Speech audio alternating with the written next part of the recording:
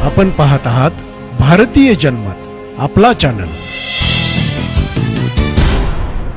नमस्कार, मी मानसी धामणसकर। आपण पाहत आहात भारतीय जनमत न्यूज। नजर टाकूया त्याच्या ठळक घडामोडींवर।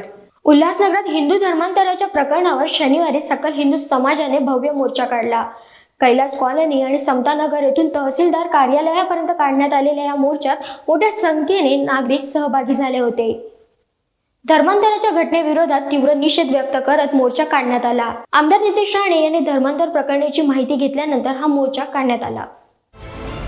उल्हासनगरात झालेल्या हिंदू धर्मांतराच्या घटनेनंतर शनिवारी सकल हिंदू समाजाच्या वतीने शहरात भव्य मोर्चा काढण्यात आला। कैलास कॉलनी समतानगर येथून तहसीलदार कार्यालयापर्यंत काढण्यात आलेल्या या मोर्चात मोठ्या संख्येने नागरिक सहभागी झाले होते। मोर्चात हिंदू धर्मांतराच्या घटनेविरोधात तीव्र निषेध नोंदवण्यात आला।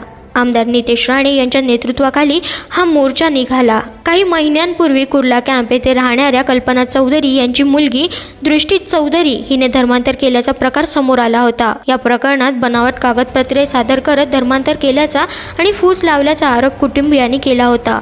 त्यामुळे विठ्ठलवाडी पोलीस ठाण्यात तक्रार दाखल झाल्यानंतर पोलिसांनी तात्काळ कारवाई करत दृष्टी चौधरी आणि सलीम चौधरी या दोघांना अटक केली होती। या घटनेनंतर शहरात संतापाचे वातावरण होते। त्यामुळे या प्रकरणाचा निषेध करण्यासाठी शनिवारी उल्हासनगरात जन आक्रोश मोर्चा काढण्यात आला। या मोर्चापूर्वी आमदार नितेश राणे यांनी कल्पना चौधरी आणि त्यांच्या परिवाराची भेट घेऊन समतानगर परिसरातील धर्मांतर प्रकरणाची माहिती घेतली।